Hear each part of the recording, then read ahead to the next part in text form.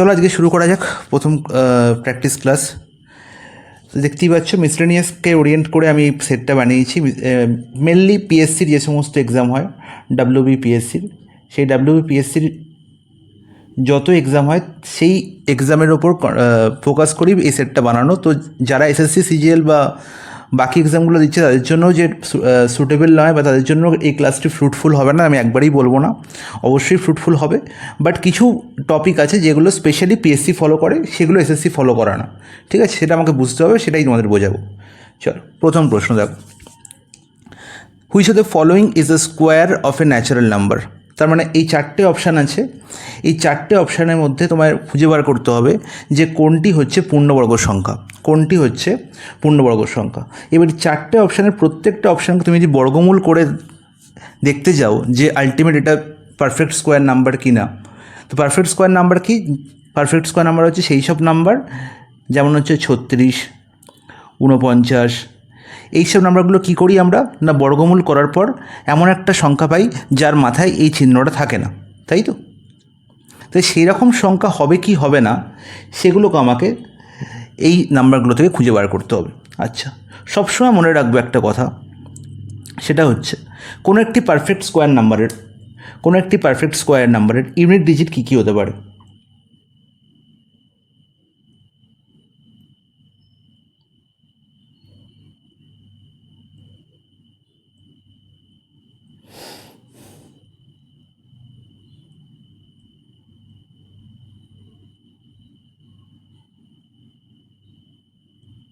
Sir রেকর্ডিংটা মনে হচ্ছে চালু করা হয়নি, নাকি বলুন তো?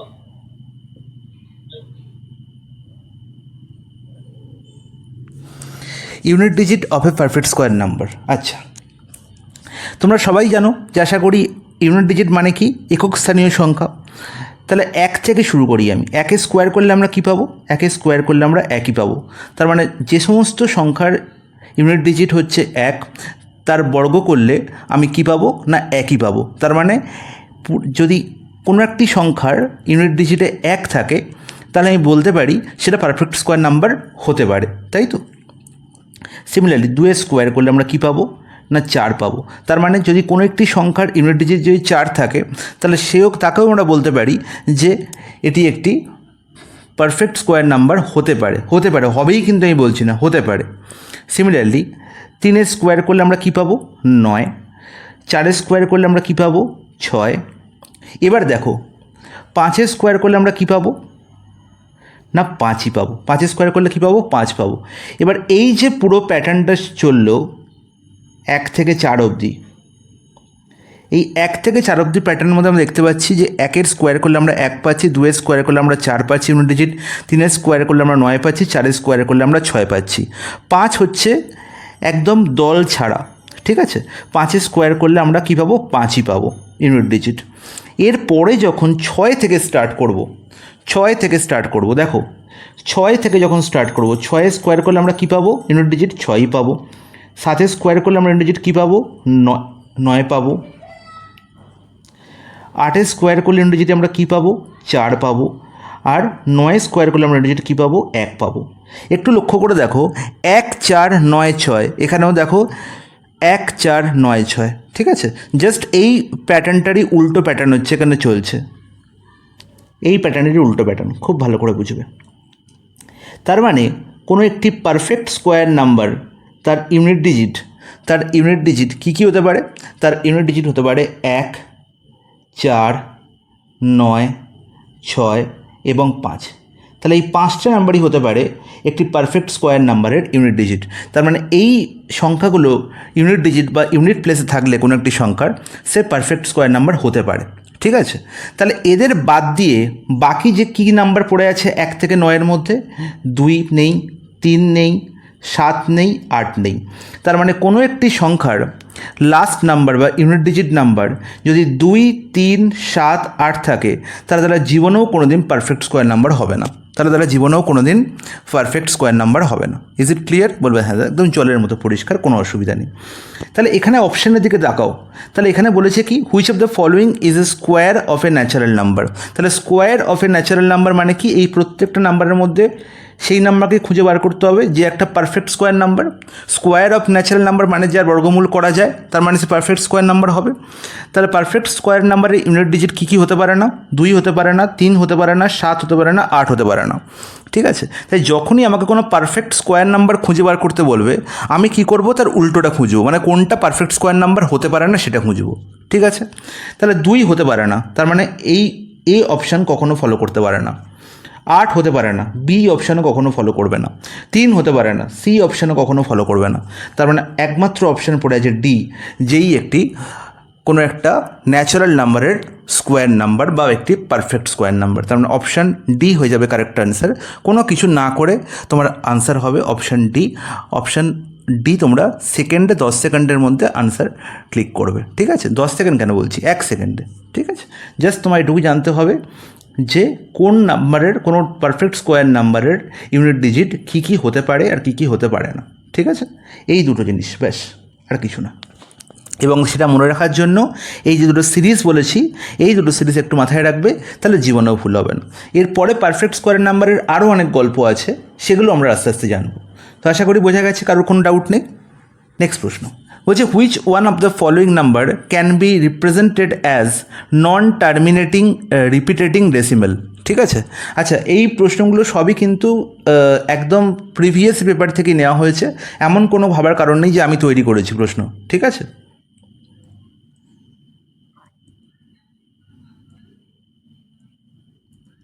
বোঝা গেছে? দেখো, প্রশ্নে বলা হয়েছে which one of the following number can be represented as non terminating repeating decimal. আচ্ছা, ডেসিমেল, এই যে কথাটি দেখতে পাচ্ছ ডেসিমেল, এর ডেসিমেলকে সাধারণত দুভাগে ভাগ করা হয়। দুভাগে ভাগ করা, কী কী? একটি হচ্ছে টার্মিনেটিং ডেসিমেল,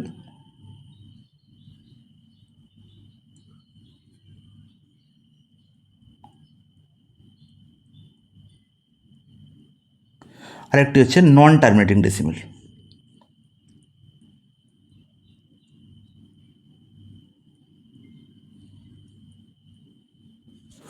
এবার নন টার্মিনেটিং ডেসিমেলকেও আবার দুভাগে ভাগ করা হয়।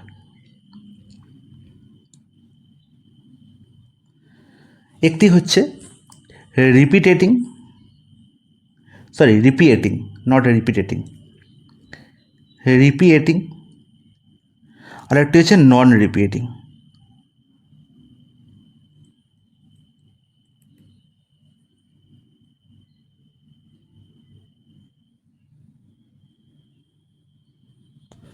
এবার বলো যে টার্মিনেটিং, নন টার্মিনেটিং, রিপিয়েটিং, নন রিপিয়েটিং, এই কথাগুলো কি তোমরা জানো?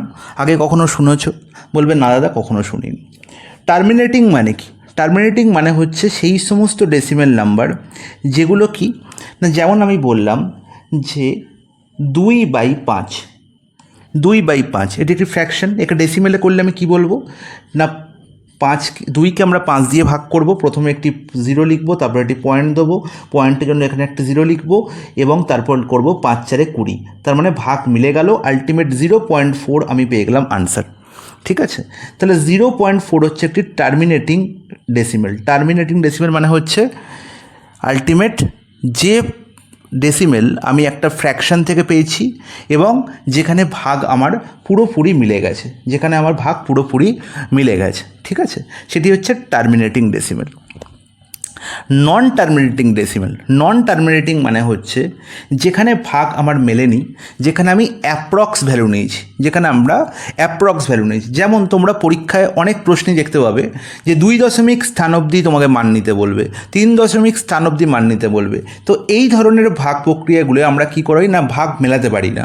ঠিক আছে, এবং এই ধরনের ডেসিমেলগুলোকে আমরা বলি নন টার্মিনেটিং ডেসিমেল।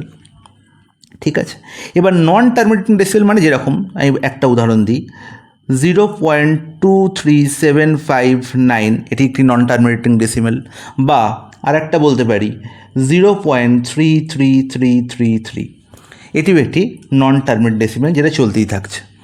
এবার এই যে দুটো উদাহরণ আমি দিলাম না, 0.3333 আর একটা 0.23759, ঠিক আছে, এটাও চলছে।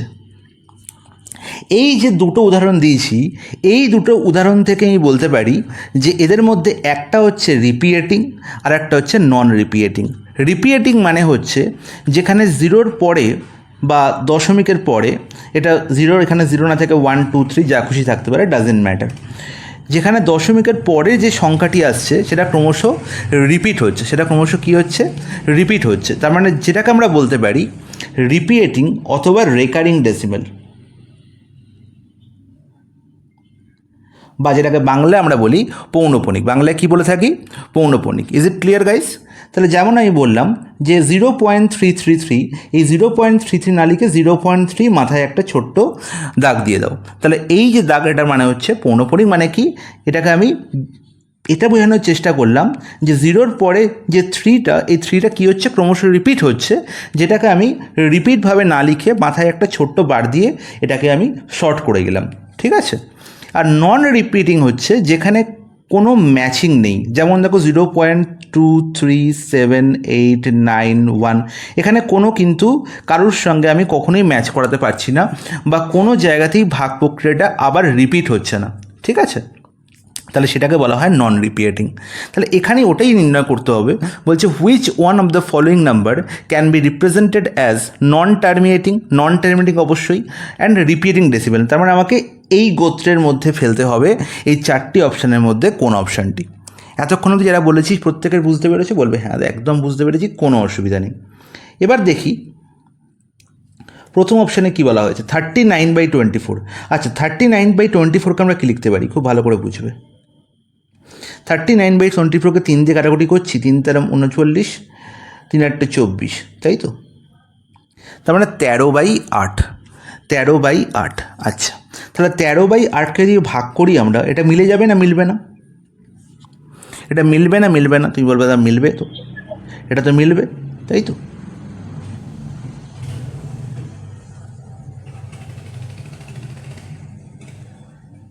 হ্যাঁ স্যার মিলবে, 1.625। এটা বলবে তোমরা, হ্যাঁ কি না? এটাই তো বলবে। তার মানে এটা কি? এটা হচ্ছে টার্মিনেটিং ডেসিমেল। এই ডেসিমেলটাকে আমরা কি বলবো? Terminating decimal. তাহলে কি নন টার্মিনেটিং? না, কখনোই নয়। তার মানে প্রথম অপশান আমার আনসার হতে পারে না। 3/16, 3/16, তাহলে একেও ভাগ করে দেখি, একেও ভাগ করে দেখি। আচ্ছা, পরীক্ষা তুমি দাদা কী করছেন না, পরীক্ষা দিয়ে ভাগ করতে গিয়ে তাহলে তো আমার গল্প শেষ ওখানে। আমি বলবো যখন দেখব যে কোনো একটা সংখ্যার নিচে বা কোনো একটি ভগ্নাংশের নিচে, মানে হরে, যখন দেখব কোনো ইভেন নাম্বার বসে আছে, যখন কোনো ইভেন নাম্বার বসে আছে, মনে রাখবো ইভেন নাম্বার থাকলে সবসময় সেই ডেসিমেল, সেই ভগ্নাংশটিকে ডেসিমেলে ট্রান্সফার করলে কি হবে না, সেটা টার্মিনেটিং হওয়ার সম্ভাবনা সবথেকে বেশি থাকে, সেটি টার্মিনেটিং হওয়ার সম্ভাবনা সবথেকে বেশি থাকে। Is it clear? বলবে হ্যাঁ একদম ক্লিয়ার। তাহলে নট অনলি ইভেন নাম্বার, ইভেনের সঙ্গে যদি 5ও থাকে, যদি 5ও থাকে, তাহলেও কিন্তু সেখানে টার্মিনেটিং ডেসিমেল হওয়ার সম্ভাবনা সবথেকে বেশি থাকে। নন টার্মিনেটিং ডেসিমেল তখনই পাবো আমরা যখন আমরা দেখব যে কোনো একটির ভগ্নাংশের এটি কি না নিউমিনেটর, এটি কি ডিনোমিনেটর, ডিনোমিনেটর যদি অড হয়, ডিনোমিনেটর যদি কি হয়, অড হয়, তাহলে সেখান থেকেই আমরা নন টার্মিনেটিং রিপিটিং ডেসিমেল পেতে পারবো। তাহলে এখানে দেখতে পাচ্ছি চারটে অপশানের মধ্যে প্রথম অপশানের নিচে কি আছে, হরে কে বসে আছে, 24। তাহলে 24 ইভেন না অড? তুমি বলবে ইভেন নাম্বার, তাহলে আমি এই অপশানটাকে দেখবই না প্রথমে। নেক্সট অপশানে দেখতে পাচ্ছি 3/16, তাহলে 16 ইভেন না অড? তুমি বলবে ইভেন নাম্বার, তাহলে আমি এই অপশানটাকেও দেখবো না। একমাত্র দেখতে পাচ্ছি অপশান সি, তার নিচে বসে আছে, হরে বসে আছে কি 11, 11 হচ্ছে একটি অড নাম্বার, তাহলে এই অপশানটা আমি চেক করবো। ঠিক আছে, এই অপশানটাকে আমরা চেক করব। অপশান ডিতে দেখতে পাচ্ছি নিচে বসে আছে 5, 25 আছে, তার মানে 5-এর গুণিতক আছে, তার মানে অবশ্যই আমি এই অপশানটিকেও চেক করব না। তার মানে চোখ বন্ধ করে আমি অপশান সিতে আমি কি করব, আনসার দাগ দেবো। কিন্তু যদি বাই এনি চান্স দুটি অপশান এরকম থাকে যে যার নিচে অড নাম্বার বসে আছে, হরে অড নাম্বার বসে আছে, তখন কিন্তু আমি একবার চেক করে নেব। ওকে, ইজ ইট ক্লিয়ার? বলো, কোনো ডাউট আছে কারোর? থাকার কথাও না। চলে যাই নেক্সট অপশন 3 বলছে a man spends in 4 months what he earns in 3 months। অসাধারণ একটি প্রশ্নে ভুল হওয়ার সম্ভাবনা সর্বাধিক। ঠিক আছে, কি বলা হয়েছে না 4 মাসে যাহা সে ব্যয় করে তাহা সে 3 মাসে ইনকাম করে। তার মানে অবশ্যই সে সেভ করে, তাহলে স্পেন্ড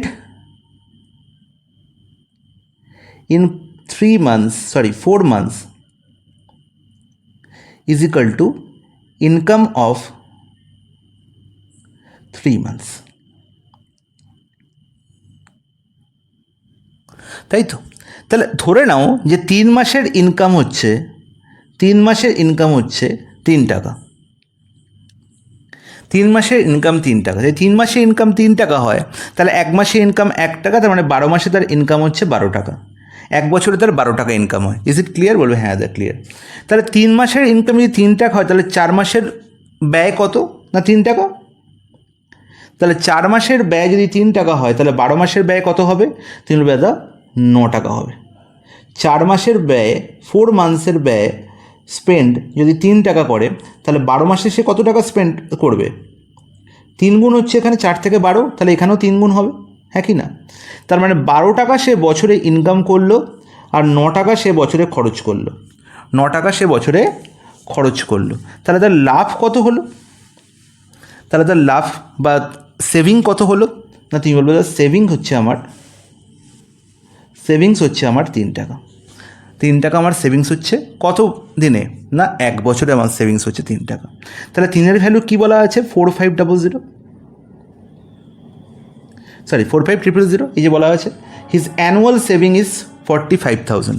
তাহলে অ্যানুয়াল সেভিং মানে হচ্ছে 12 মাসের সেভিং।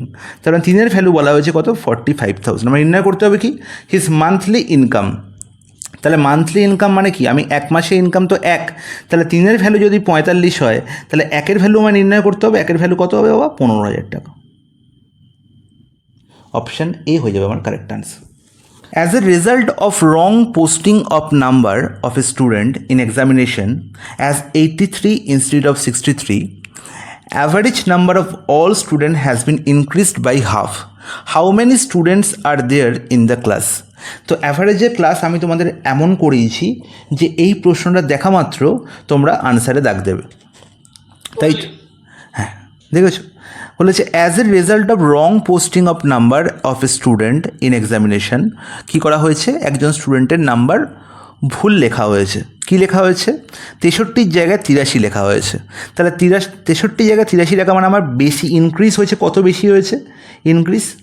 না 20 বেশি হয়েছে। আমি 20 বেশি লিখে ফেলেছি এবং সেই 20 সবার মধ্যে মানে এন সংখ্যক লোকের মধ্যে ডিস্ট্রিবিউট করার ফলে দেখা গেল অ্যাভারেজ হাফ বেড়েছে। তাহলে এনের ভ্যালু কত?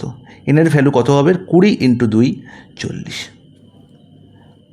এবার এত কিছু লেখার তো আমার দরকার নেই, কারণ তুমি বলবে দাদা আপনি তো নিজেই বলেছেন যে হাফ ইনক্রিজ করেছে। তাহলে হাফ ইনক্রিজ কী করে করতে পারে? আমাকে 20 ডিস্ট্রিবিউট করতে হবে। তাহলে 20 কতজনের মধ্যে আমি ডিস্ট্রিবিউট করলে প্রত্যেকে অর্ধেক? 20টা আমি লজেন্স আছে, প্রত্যেককে যদি আমি একটা করে লজেন্স দিই তাহলে প্রত্যেকের কাছে একটি করে লজেন্স বৃদ্ধি পায় 20 জনের, তাই তো? 20 জনকে আমি যদি একটা করে লজেন্স দিই তাহলে প্রত্যেকের লজেন্স এক করে বৃদ্ধি পায়। এবার যদি আমার লোক সংখ্যা 20-র ডবল হয় 40 হয়, তবেই তো প্রত্যেকের কাছে লজেন্স কী হবে? হাফ করে যাবে।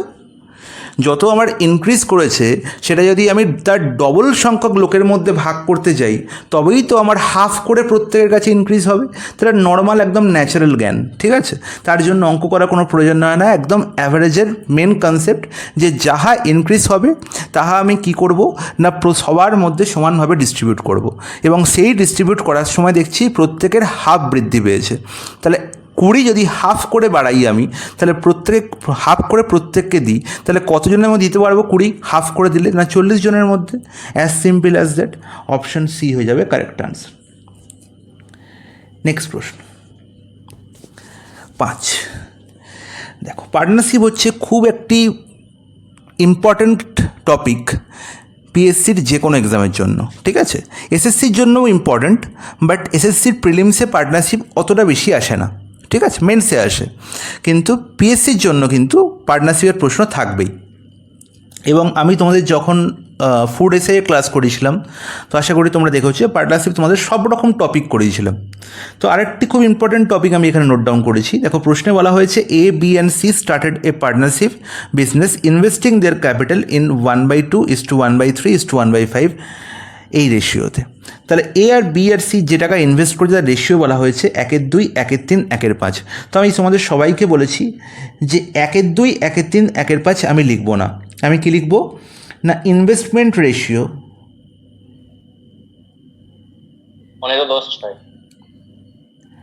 ইনভেস্টমেন্ট রেশিও কী হবে না 1/2, 1/3 আর 1/5 মধ্যে আমি দেখব যে এখানে 2 আছে। তাহলে 2 বাদ দিয়ে বাকি দুজনকার হরে কে বসে আছে 3 আর 5। 3 আর 5 গুণ করে এর খাতায় দিয়ে দাও 15। বি এর ঘরে কত বসে আছে 1/3। তাহলে 1/3 3 বাদ দিয়ে বাকি 2 ভগ্নাংশের হরে যারা বসে আছে তাদের গুণ করে বিকে দিয়ে দাও, মানে 5 2 10। সিমিলারলি যখন সি এর ইনভেস্টমেন্ট কাউন্ট করব তাহলে এর 5 বাদ দিয়ে বাকি দুজনকার গুণ করে একে দিয়ে দাও, মানে 6। তাহলে 15:10:6 হয়ে গেল আমাদের ইনভেস্টমেন্ট রেশিও। কার কার না এ বি আর সি এর। ইজ ইট ক্লিয়ার বলবে? হ্যাঁ একদম ক্লিয়ার। তাহলে ইনভেস্টমেন্ট রেশিওই হবে প্রফিট রেশিও যদি সেখানে কোনো উইথড্রল বা ইনপুট না হয়। ঠিক আছে, যদি সেখানে কোনো ডেবিট বা ক্রেডিট না হয় তাহলে যাহা ইনভেস্টমেন্ট রেশিও তাহাই হবে প্রফিট রেশিও। বাট এখানে সেই ঘটনাটাই ঘটেছে। 5 মাস পরে কি করেছে, এ তার 1/3 অংশ তুলে নিয়েছে। ইনভেস্টমেন্টের 1/3 অংশ সে কী করেছে, উইথড্র করে নিয়েছে। তাহলে 15-র 1/3 মানে কত, 5। তার মানে সে 5 তুলে নিয়েছে। তাহলে কত পড়ে আছে এখন, 10 পড়ে আছে। তাহলে প্রথম 15, এবার আমরা কী নির্ণয় করতে আমরা profit ratio, most important thing profit ratio. সবসময় মনে রাখবো investment into time is equal to হচ্ছে profit. Investment into time is equal to হচ্ছে প্রফিট। ঠিক আছে, তাহলে প্রফিট রেশিও আমরা কী করে পাবো না ইনভেস্টমেন্টের সঙ্গে টাইম গুণ করে। তাহলে প্রথম 15 ইউনিট টাকা আমি ইনভেস্ট করেছিলাম কদিনের জন্য, 15 ইউনিট টাকা আমি ইনভেস্ট করেছিলাম প্রথম 5 মাসের জন্য। তাহলে 15 × 5 লিখে ফেলো এখানে। আর তারপরে 5 টাকা সে তুলে নিল, পড়ে রইল 10 টাকা। সেই 10 টাকা সে 7 মাসের জন্য ইনভেস্ট করলো, কারণ এখানে আমি প্রফিট পেয়েছি 1 বছর পরে। প্রফিট পেয়েছি কত বছর পরে না 1 বছর পরে। তাহলে 1 বছরের কথাই আমি ভাববো। তাহলে টোটাল রেশিও না এখানে প্লাস। তাহলে প্রথম 5 মাসের জন্য 15 × 5, তারপরে 7 মাসের জন্য 10 × 7, এই হচ্ছে তার টোটাল প্রফিট।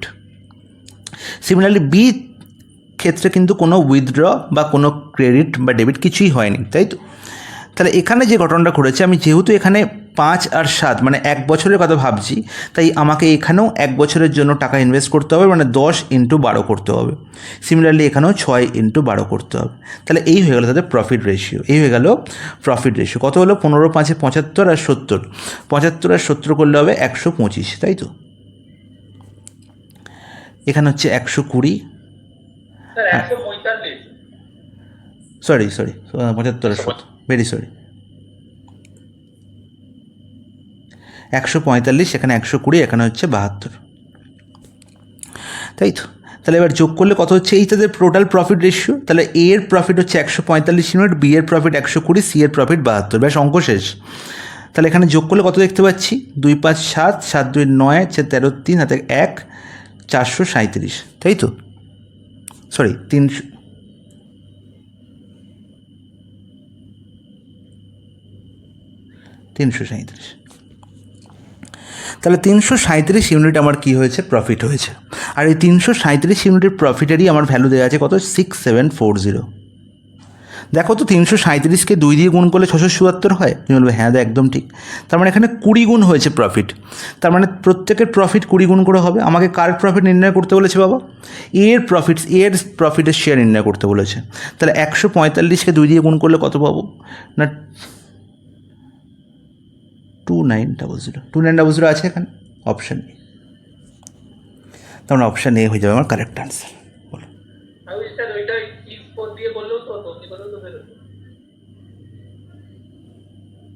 এক সেকেন্ড।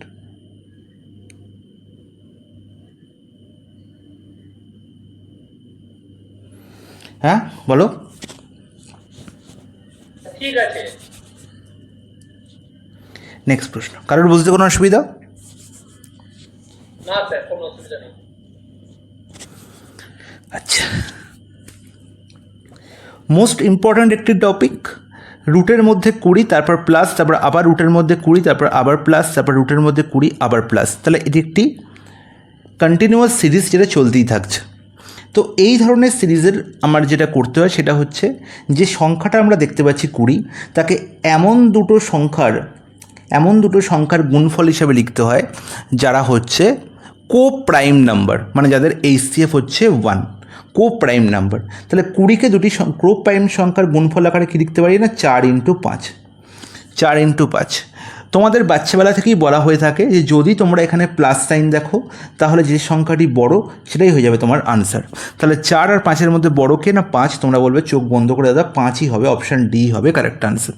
কিন্তু এটা হলো কেন, কেউ কি জানো কেন হলো এটা? কারোর কি জানা আছে কেন হলো? হ্যাঁ স্যার। এবার দেখো আমার যেটা করতে হয় সেটা হচ্ছে, আমি ধরে নিলাম যে জিজ্ঞাসা চিহ্নর জায়গায় কিছু নেই, এই জিজ্ঞাসা চিহ্নর জায়গায় আছে এক্স। তাহলে আমি যদি এই পুরো গল্পটাকে একবার হোল স্কোয়ার করি, তাহলে একবার হোল স্কোয়ার করলে কী হবে, প্রথম একটা রুট বা একটা বর্গমূলের সাইন উঠে যাবে। তাহলে যদি হোল স্কোয়ার করি, আমি একবার লিখেই দিই, তাহলে 20 প্লাস রুটের মধ্যে 20 প্লাস আবার রুটের মধ্যে 20 প্লাস চলছে, বাইরে একটা বর্গমূল সাইন আছে, হোল স্কোয়ার করি, আর এদিকেও তাহলে এক্স স্কোয়ার করবো। তাহলে বোথ সাইড আমি কী করেছি, স্কোয়ার করেছি, বোথ সাইড কী করেছি, স্কোয়ার করেছি। তাহলে স্কোয়ার করলে কী হবে, প্রথম একটি বর্গমূলের সাইন উঠে যাবে, তাই তো। আমি তাহলে এবার পরবর্তীকালে কী লিখবো, 20 প্লাস বাকি বর্গমূল তো রয়েই যাবে, কিন্তু আমি একবার স্কোয়ার করেছি।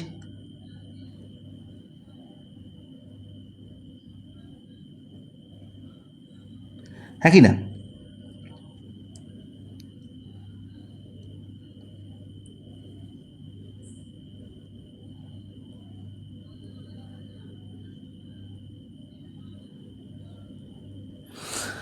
তাহলে দেখো আমি এখানে কি ডট ডট ডট মানে চলছে, তাহলে আমি একবার যখন স্কোয়ার করলাম প্রথম বর্গমূল সাইনটা উঠে গেল, এই 20 বাইরে বেরিয়ে এলো, তারপর প্লাস, তারপর বাকি যে বাকি পার্টটার মধ্যে আমি আরেকবার 20 লিখতে পারি, কারণ কি এটা চলছে, চলমান, একই জিনিস চলে যাচ্ছে, তাই তো। কতক্ষণ ধরে চলছে, টেন্স টু ইনফিনিটি আমি জানি না, চলতেই থাকছে গাড়ি।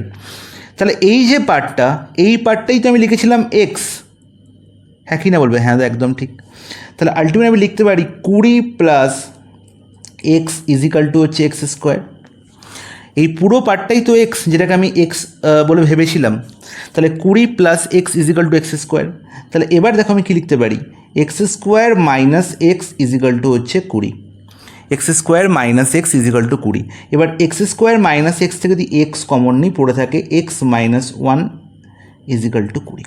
তাহলে এমন একটি সংখ্যা হচ্ছে এক্স, যার থেকে 1 বিয়োগ করলে আর একটা সংখ্যা হয় এবং তাদের গুণফল পাই 20। তাহলে 20কে এমন দুটো সংখ্যার গুণফল হিসেবে লিখব যাদের ডিফারেন্স হচ্ছে 1। তাহলে সেই সংখ্যাটি কী না 5 আর 4।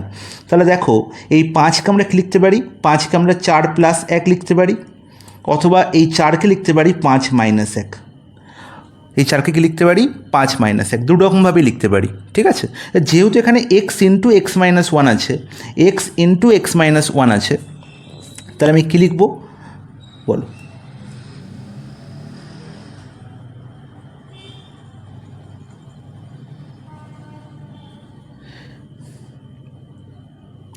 আমার কী আছে এখানে, এক্স ইন্টু এক্স মাইনাস 1, তাই তো। তাহলে আমি যখন এক্স ইন্টু এক্স মাইনাস 1 হচ্ছে, তাহলে আমি এখানে কী লিখবো, এক্সের জায়গায় 5 লিখে দেবো। তাহলে যদি 5 লিখি, ভেতরে কী লিখবো, 5 মাইনাস 1 লিখবো। তাহলে দেখো 5 ইন্টু 5 মাইনাস 1 মানে হচ্ছে 5 ইন্টু 4ই হয়, হ্যাঁ কি না বলো? পরিষ্কার বোঝা গেছে। তাহলে কেন এক্সের ভ্যালু 5 হবে, কারণ হচ্ছে আমাকে 5 ইন্টু 5 মাইনাস 1 লিখতে হবে। তাহলে এক্সের ভ্যালু 5 হওয়ার কারণ বোঝা গেল। আমি যদি এই x square minus x minus 20 করে এখান থেকেও এক্সের ভ্যালু বের করি, সেক্ষেত্রেও একই ভ্যালু পাবো, বাট আমি করবোই না, কারণ কি এক্স ইন্টু এক্স মাইনাস 1-এর ভ্যালু হচ্ছে 20। তাহলে এমন একটি সংখ্যা যার থেকে 1 বিয়োগ করে গুণ করলে 20 পাওয়া যায়, তাহলে সেই সংখ্যাটি কি 5 এবং 5 থেকে 1 বিয়োগ করলে কী হয় 4। তাহলে 5 ইন্টু 5 মাইনাস 1 করলে তবেই আমরা কী পাই 20, এদের গুণ করলে কী পাই 20। তাহলে আমার এক্সের ভ্যালু কত হবে 5। বোঝা গেল কেন 5 হয়? প্রত্যেকে বুঝতে পেরেছে কেন 5 হয়? Guys, is it clear? হ্যাঁ স্যার। নেক্সট গল্প। এবার এই গল্পটা যদি এরকম থাকে যে 20 মাইনাস আবার রুটের মধ্যে 20 মাইনাস রুটের মধ্যে 20 মাইনাস, তখন আমি কি বলবো না এই ক্ষেত্রে আমার আনসার কি হবে না এই ক্ষেত্রে আনসার হবে 20কে আমরা সেম দুটো সংখ্যার গুণফল আকারে লিখব, যে দুটো সংখ্যার সবসময় কোপ্রাইম। তাহলে আমি বলেছিলাম প্লাসের জন্য এই 5 নেবো, আর মাইনাস যদি সাইন থাকে তাহলে আমি কী নেবো 4 নেবো। মাইনাস যদি সাইন থাকে আমি কী নেবো 4 নেবো। কারণ কি গল্প একই, আমি যখন এই পুরোটার ভ্যালু এক্স লিখবো তাহলে আমি একবার যদি হোল স্কোয়ার করে দিই তাহলে কী পাবো 20 বাইরে বেরিয়ে আসবো, মাইনাস এই পরের পার্টটা কি এক্সই থাকবে, তাহলে 20 মাইনাস এক্স ইজিক্যাল টু হচ্ছে এক্স স্কোয়ার। তাহলে এখানে কি হয়ে যাবে x square plus x equal to 20। তাহলে দেখো এক্স কমন নিলে কী হলো x plus x into x plus 1 হয়ে গেল 20। তাহলে এমন একটি সংখ্যা যার সঙ্গে 1 যোগ করে গুণ করলে 20 হবে। তাহলে আমি যদি এক্সের ভ্যালু 4 বসাই তবেই তো possible. 4 into 4 plus 1, 4 into 4 plus 1 করলেই তো 5 হয়, বলো 4 ইন্টু 4 প্লাস 1 করলেই তো 5 হয়, আর 4 আর 5 গুণ করলে কী হয় 20 হয়। তাহলে এক্সের ভ্যালু কী হবে 4 হবে। বোঝা গেল কেন হলো, তার মানে কেন আমি মাইনাস সাইন হলে 4 নিই আর কেন প্লাস সাইন হলে 5 নিই। আশা করি ক্লিয়ার হয়েছে। আশা করি আর জীবনেও কোনো দিন ভুলবে না যে কখন আমার মাইনাস হলে 4 হবে আর কখন প্লাস হলে 5 হবে, কেন হবে। বোঝা গেছে অর্ণব? ওকে, এবার এই প্রশ্নটায় আরেকটু মডিফিকেশান আছে, যেটা বর্তমানে আসছে ক্রমশ প্রশ্নটা, কিন্তু সেটা পিএসসি লেভেলে এক্ষুনি আসবে না বলে সেই প্রশ্নটা এখানে রাখিনি। যেখানে এই ডট ডট সাইন আর থাকবে না, যেখানে একটা ডট ডট সাইন আর থাকবে না, ঠিক আছে, এটাকে রিপিট করা হবে না, ঠিক আছে, একটা জায়গায় বেঁধে দেওয়া হবে। সেই গল্পটা শেখাবো আমরা, তবে পরের ক্লাসে, আজকে নয়, আজকে এটুকুই থাক। এবার দেখো নেক্সট যে গল্পটা আছে এই কেসেই, সেই গল্পটা হচ্ছে এরকম যে 20 প্লাস সাইন আর নেই, এবার গুণের সাইন আসছে, রুট 20 আবার রুট 20 আবার রুট 20, এটা চলছে up to infinitive.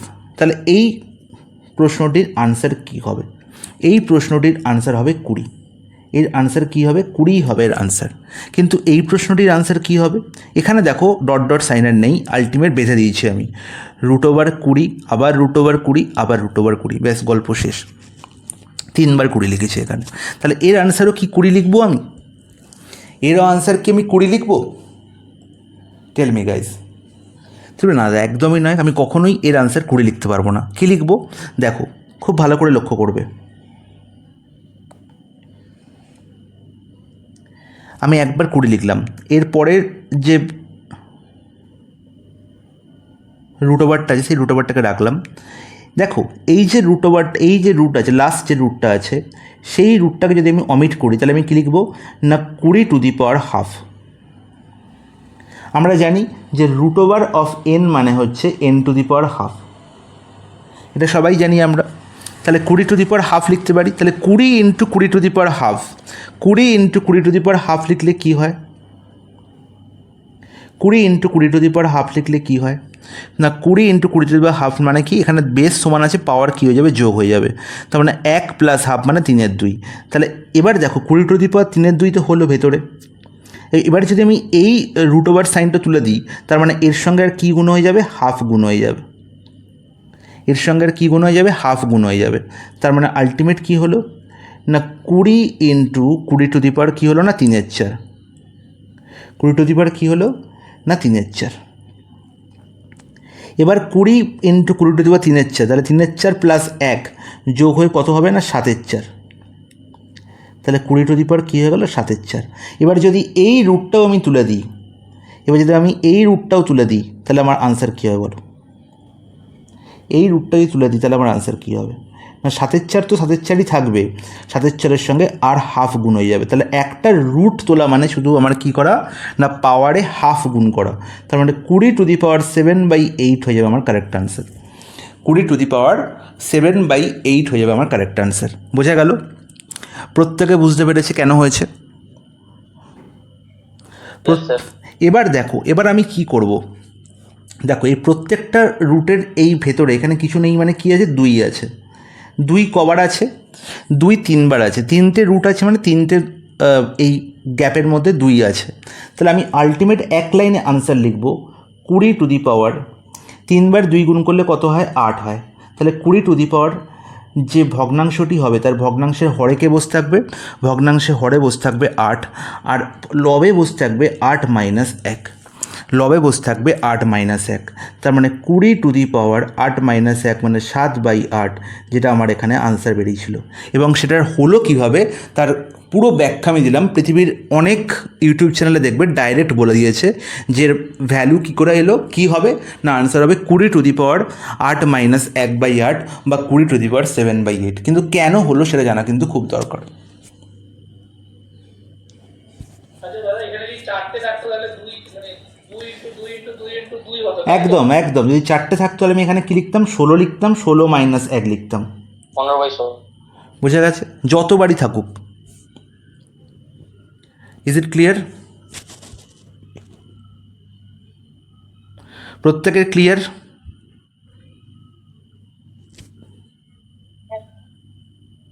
Arnab clear? হ্যাঁ দাদা। তাহলে হ্যাঁটা বলতে কি কষ্ট হচ্ছে? এতবার জিজ্ঞেস করছি আমি, ইডিয়েট। এবার এটার ভ্যালু 20 কেন হলো?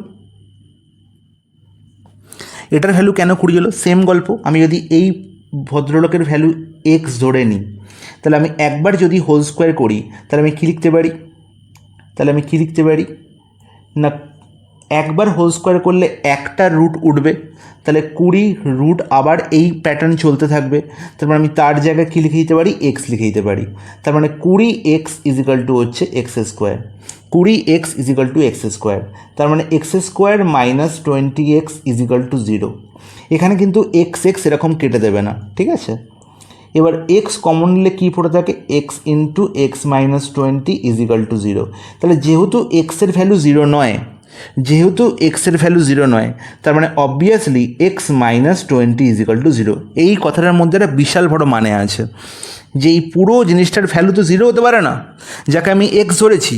তাহলে এক্সের ভ্যালু আমি 0 কী করে লিখবো? তাহলে দুটো সংখ্যার গুণফল 0 কিন্তু। তার মানে যেহেতু এক্স 0 নয়, তাই এক্স মাইনাস 20 হচ্ছে 0। তার মানে এক্সের ভ্যালু কত? 20। Clear guys? আশা করি এরপরে এই টপিকটার জীবনেও ভুলবে না, ঠিক আছে? এবার এর মডিফিকেশান আমি আরও নিয়ে আসবো, এর মডিফিকেশান, ঠিক আছে? এটা কিন্তু এখানেই শেষ নয়, এটা আমি একটা ধাপ দেখালাম জাস্ট, বুঝতে পেরেছো? জাস্ট আমি বিড়ালের গলায় ঘন্টাটা আমি বেঁধেছি, এরপরে ঘন্টা আমি আরও বাজাবো। বোঝা গেছে? তখন যেন বলবে না আমি বুঝতে পারলাম না। সবাই বুঝতে পেরেছো? হ্যাঁ স্যার। বলো। If 1 plus 2 square plus 3 square plus 10 square is equal to 385, then the value of 2 square plus 4 square plus 6 square ... 20 square. তাহলে তোমরা যদি এই সিরিজটা একটু চোখ বন্ধ করে ভালো করে দেখো, তাহলে দেখতে পাবে এখানে 2 স্কোয়ার আছে, এখানে 4 স্কোয়ার আছে, এখানে 6 স্কোয়ার আছে, আপ টু 20 স্কোয়ার। তার মানে এখানে প্রত্যেকটা জায়গায় 2 স্কোয়ার কমন যাচ্ছে। এই পুরো সিরিজটা থেকে 2 স্কোয়ার আমি কমন নিতে পারি। তাহলে 2 স্কোয়ার যদি আমি কমন নিয়ে নিই, পড়ে থাকে কি? 1 স্কোয়ার মানে হচ্ছে 1। তারপরে 4 স্কোয়ার থেকে 2 স্কোয়ার বেরিয়ে এলে পড়ে থাকে 2 স্কোয়ার। 6 স্কোয়ার থেকে 2 স্কোয়ার বেরিয়ে এলে পড়ে থাকে 3 স্কোয়ার, ... আপ টু 20 স্কোয়ার থেকে 2 স্কোয়ার বেরিয়ে এলে পড়ে থাকে 10 স্কোয়ার। তার মানে আলটিমেট এই ওপরের যে সিরিজটার ভ্যালু বলা হয়েছে 385, সেই সিরিজটাই আমি আবার দেখতে পাচ্ছি। তাহলে শুধুমধু আমার এতক্ষণ আমি যা বললাম সেগুলো হচ্ছে সময় নষ্ট। তার মানে আলটিমেটলি যদি বুঝে যাই যে 2 স্কোয়ার কমন যাচ্ছে, তাহলে 2 স্কোয়ার ইন্টু 385 লিখে দিলেই আমার প্রশ্নের আনসার এসে যাবে। তাহলে 2 স্কোয়ার মানে হচ্ছে 4, 4 ইন্টু 385 করলে কত হবে? 4 ইন্টু 385 করলে হবে 1540। তাই তো? 400-র সঙ্গে 4 গুণ করলে 1600 হয়, তাহলে 1600 থেকে একটু কম একমাত্র 1540-ই আছে। আমি এত কিছু আর ভাবতে পারছি না, ভেরি সরি। তো চলে যাই পরের প্রশ্ন, 10 নম্বর বলছে, how many litre of water is to be mixed in 12 litre of milk costing ₹10 per litre so that it can be sold at ₹8 per litre. খুব ভালো কথা। তাহলে ইম্পিউরিটির কনসেপ্ট আমি তোমাদের বারবার বলেছি এবং কানে মনে হচ্ছে কানের কাছে গিয়ে চুপি চুপিও বলেছি যে ইম্পিউরিটি মানে হচ্ছে কখনোই কোনো দোকানদার বিসলারির জল মেশাবে না, ঠিক আছে? যেমন সে নর্দমার জলও মেশাবে না, তেমন সে বিসলারির জলও মেশাবে না। সে কী জল মেশাবে না? কল থেকে ধরে এনে জল মেশাবে, যেটা কিনতে হয় না বাজারে, তাই তো? বলা হয়েছে how many litre of water is to be mixed in 12 litre of milk. তাহলে 12 লিটার মিল্কের সঙ্গে কী মেশানো হচ্ছে না জল মেশানো হচ্ছে। কতটা জল মেশানো হচ্ছে আমি জানি না। বলেছে 12 লিটার মিল্কের প্রত্যেক লিটারের দাম 10 টাকা করে, আর আমি জানি যে ওয়াটার হচ্ছে 0 চার্জ, এখানে কোনো টাকা লাগে না। এবার এই যে দুটো জিনিস মেশানো হলো, তাহলে 12 লিটারের সঙ্গে কিছু লিটার n লিটার ধরলাম ওয়াটার মেশানো হয়েছে, তাহলে মেশানোর ফলে হলো 12 প্লাস n লিটার। এবার এই 12 প্লাস n লিটার যে মেশানো হয়েছে সেই মিশ্রণটা সে বিক্রি করছে 8 টাকা পার লিটার দরে, ঠিক আছে। এবার কি বলা হলো না কতটা মেশানো হয়েছিল। আমরা সবসময় জানি যে এটি হচ্ছে অ্যালিগেশন প্যাটার্ন, তাহলে অ্যালিগেশন করলে কি করব না 10 মাইনাস 8 এখানে 2 লিখব, 8 মাইনাস 0 করে এখানে 8 লিখব, তাহলে 8:2 মানে হচ্ছে 4:1।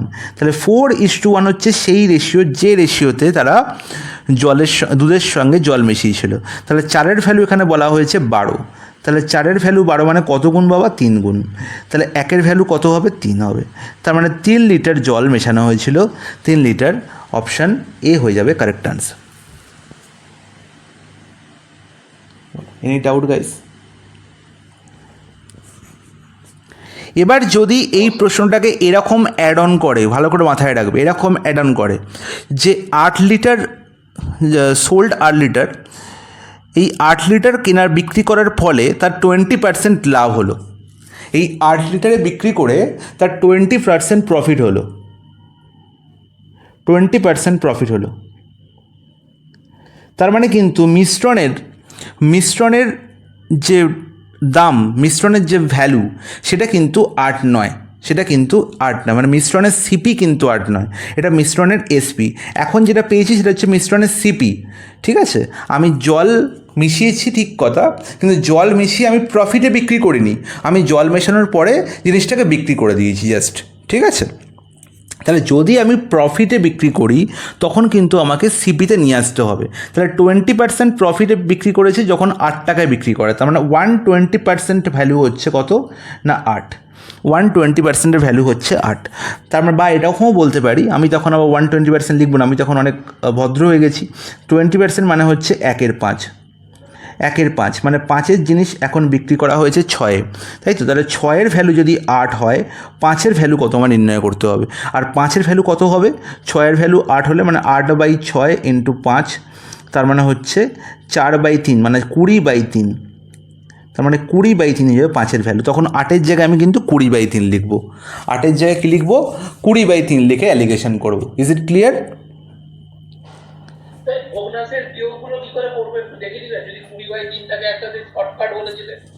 হ্যাঁ, 20/3 থাকে কী করব বলে দিচ্ছি, অবশ্যই বলবো, এইসব ধরনের জিনিস বলার জন্য তো আমি বসে আছি, ঠিক আছে। ভুলে তো তোমরা যাবেই। তাহলে 20/3 থাকলে আমি কী করবো, এই 3কে এখান থেকে অমিট করে বাকি দুই অঙ্কের সঙ্গে গুণ করে দেবো,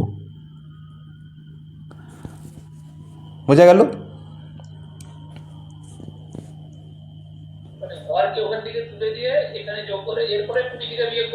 হ্যাঁ, এরপরে 20 থেকে বিয়োগ করব।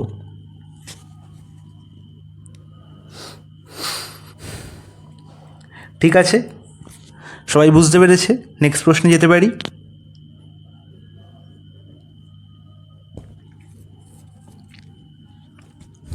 আমি সবাইকে এবার বলছি হ্যাঁ না বলবে, নাহলে কিন্তু আমি ক্লাস বন্ধ করে দেবো।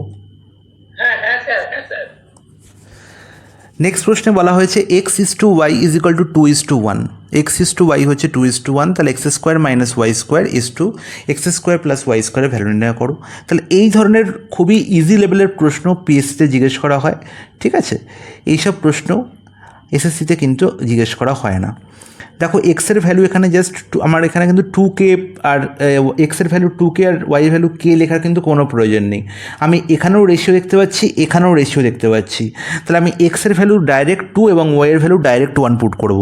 তাহলে 2² - 1 তার মানে হচ্ছে কত, 2² - 1 করলে হবে কত 3, আর 2² + 1 মানে হচ্ছে 5, তার মানে হচ্ছে 3:5, অপশান এ হয়ে যাবে আমার correct answer. Is it clear? এক লাইনে গল্প শেষ। নেক্সট প্রশ্নে চলে যাই। আচ্ছা, নেক্সট প্রশ্ন এখানে কিছু লেখা হয়নি, পরের প্রশ্ন বলো। Question number 13, What least number must be added to 15370 to make it a perfect square? To make it a perfect square. 15370 সঙ্গে কি নাম্বার যোগ করলে আমি কি পাবো না পারফেক্ট স্কোয়ার নাম্বার পাবো। তাহলে আগে আমাকে এই ধরনের প্রশ্ন যখন করতাম, ছোট যখন ছিলাম, তখন আমরা কি করতাম না 15370কে আমরা ভাগ প্রক্রিয়ায় কি করতাম, ভাগ প্রক্রিয়ায় বর্গমূল করার চেষ্টা করতাম, তাই তো, হ্যাঁ কি না? লাস্ট থেকে দুটো দুটো সংখ্যা নিতাম, তারপরে আমরা কি করতাম, এরকম মাথায় দাঁড়িয়ে টেনে ভাগ প্রক্রিয়ায় বর্গমূল করার চেষ্টা করতাম, এবং করার পরে লাস্টে যে ভাগফল পড়ে থাকতো, লাস্টে যে ভাগশেষ পড়ে থাকতো, সেই ভাগশেষই আমায় কী করতে হতো, বিয়োগ করতে হতো। লাস্টে সেই ভাগশেষই আমাকে বিয়োগ করতে হতো। Is it that? সবাইকার মনে পড়ছে ব্যাপারটা? এরকমই করতাম তো আমরা। এবার আমরা যেটা কী করব না, আমাকে অ্যাড করতে বলেছে। তাহলে আমরা কি করব না, এই ধরনের প্রশ্ন করার জন্য আমরা প্রথম যে গল্পটা শিখলাম, প্রথম আমি যখন প্রশ্ন ক্লাস শুরু করেছিলাম তখন আমি একটি ছোট্ট গল্প বলেছিলাম, সেই গল্পটিকে কাজে লাগাবো। ঠিক আছে, এই গল্পটিকে কাজে লাগাবো। দেখো,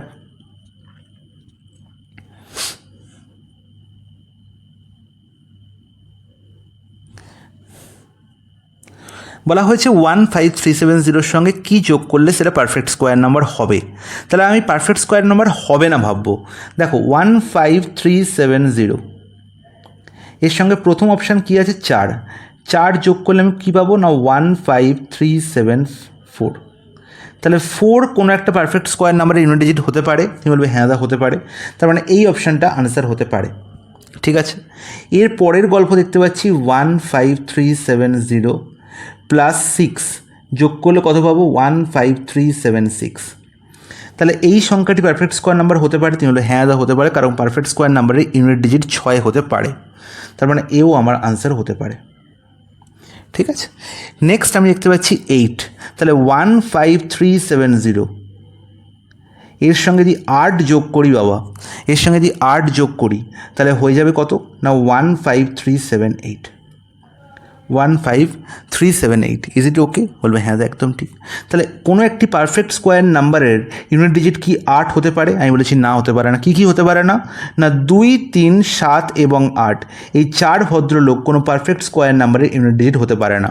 যদি থাকে তাহলে আমি বলবো কি পারফেক্ট স্কোয়ার নাম্বারই নয়, এই নাম্বারটি পারফেক্ট স্কোয়ার নাম্বার নয়। তার মানে অপশান সি আমি অমিট করতে পারলাম এখনও অবধি। এবারে দেখতে পাচ্ছি লাস্ট অপশান আছে 9, তার মানে 15379। 15379, তাহলে এই 15379-এর ইউনিট ডিজিট কত, 9। তাহলে 9ও কোনো একটি স্কোয়ার নাম্বারের perfect square number unit digit হতে পারে। বলে হ্যাঁ হতে পারে, তার মানে এও আনসার হতে পারে। তাহলে এবার আমি পড়ে গেলাম প্রবলেম, এবার আমি পড়ে গেছি সমস্যায়। ঠিক আছে, এবার আমি সমস্যায় পড়ে গেছি। এবার আমি কি করব বলো।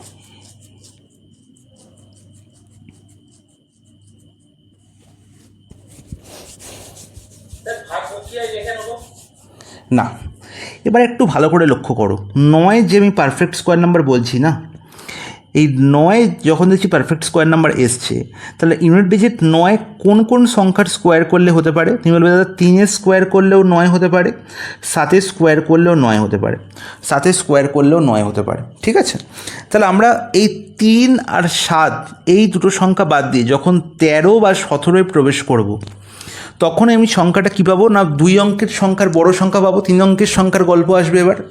তাহলে এবার একটু যদি ভালো করে লক্ষ্য করো, 13 স্কোয়ার করলে কত হয় 169। ঠিক আছে, 17 স্কোয়ার করলে কত হয় 289। ইজ ইট ওকে? বলো, বুঝতে পেরেছো? 13 স্কোয়ার করলে কত হচ্ছে 169, 17 স্কোয়ার করলে কত হচ্ছে 289। একটু লক্ষ্য করে দেখো তো, 9 তো ইউনিট ডিজিট, এবার ইউনিট ডিজিটের আগে যে সংখ্যাটা বসে আছে, এটা কী ধরনের সংখ্যার, অড না ইভেন? এটা কী ধরনের সংখ্যা, অড না ইভেন? তুমি বলবে ইভেন নাম্বার। ইজ নট ইট? বলো, বোঝা যাচ্ছে হ্যাঁ কি না? 9-এর আগে যে সংখ্যাগুলো বসে আছে, দেখো এরা অড না ইভেন? ইভেন নাম্বার তো।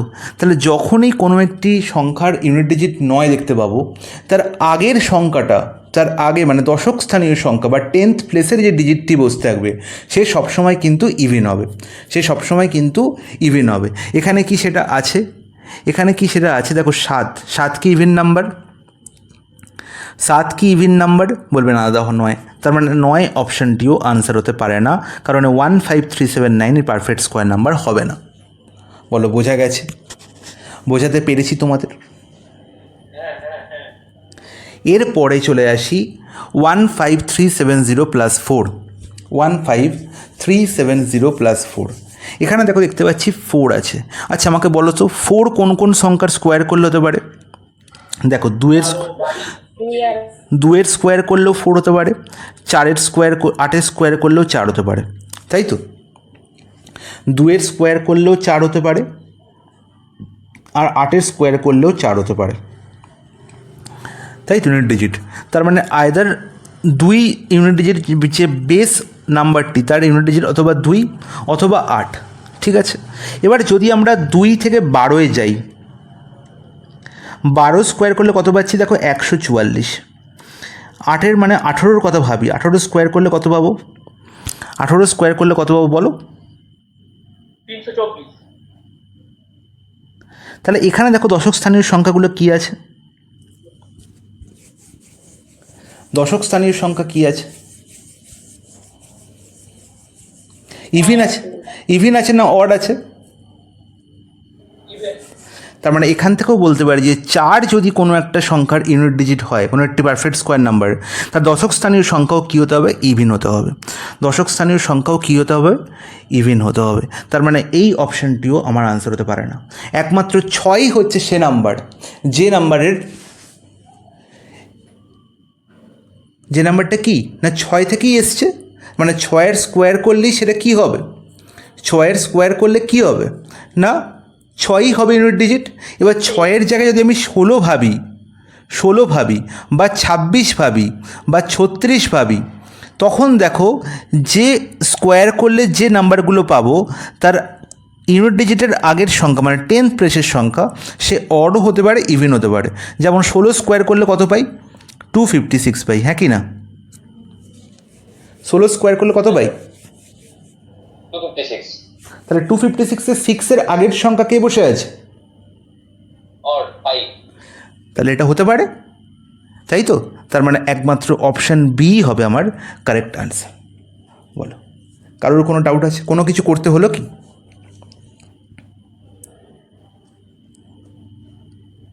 কারোর কোনো ডাউট থাকলে আমায় বলতে পারো।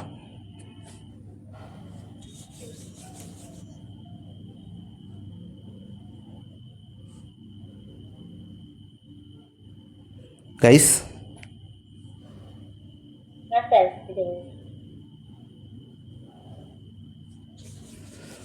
বুঝে গেছো সবাই নাকি বোঝাতে হবে? আর কাউকে বোঝাতে হবে কি? এত ভালো ছেলে মেয়েরা, কি বলবো।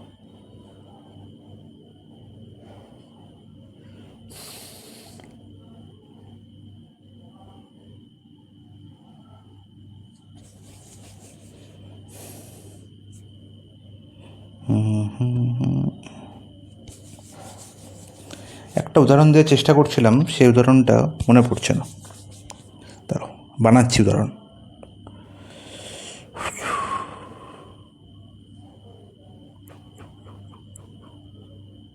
না থাক, ওটা পড়ার দিনই বলো।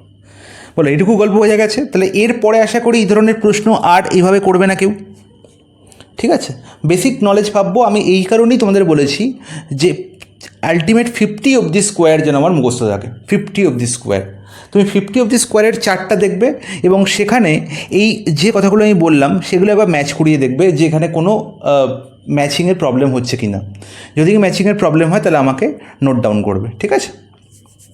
এই যে পুরো ব্যাপারটা গল্পটা আমি বললাম, সেই গল্পটা পুরোপুরি আমি নিজে অ্যানালিসিস করেই তোমাদের বললাম, ঠিক আছে? পুরো ব্যাপারটা নিয়ে আমি ভেবেছি এবং ভেবেই আমি বলেছি, কোনো বইয়ে কিন্তু জিনিস লেখা থাকবে না। বোঝা গেছে? এনি ডাউট অর্ণববাবু? Any doubt? না স্যার। তাহলে এরমভাবে কোনো দিন তোমরা ভেবেছিলে বলো? না, আমি তো ভাগ করতাম না। ব্যাস। A reduction of 20% in the price of apples enables a buyer to get 1 dozen more for rupees 50। তার মানে কি?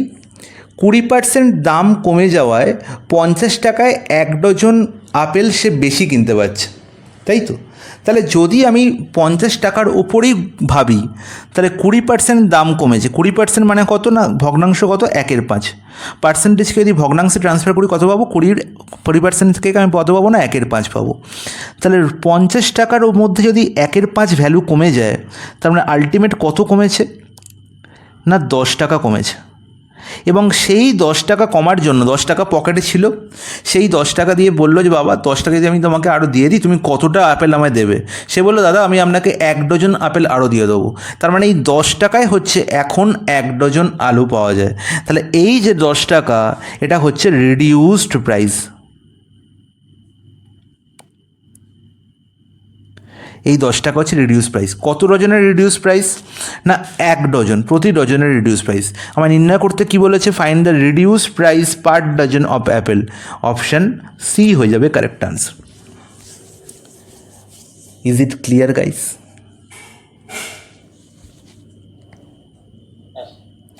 এবার যদি তোমাকে বলে যে এখান থেকে 2 ধরনের প্রশ্ন হয়, রিডিউস প্রাইস আর একটা হচ্ছে অরিজিনাল প্রাইস।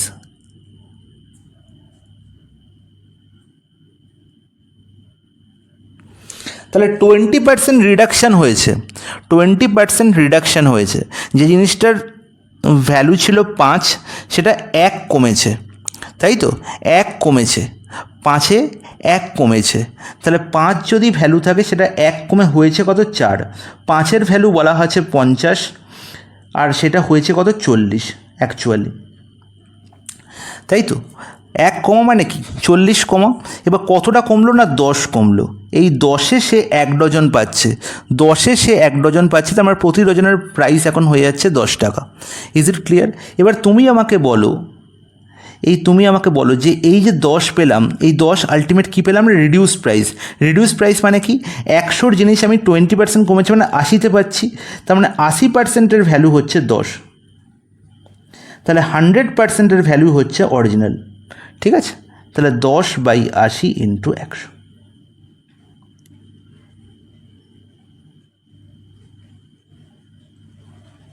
তার মানে 25/2, তার মানে হচ্ছে 12.5 টাকা ছিল original price. Is it clear? Is it clear guys? Any doubt?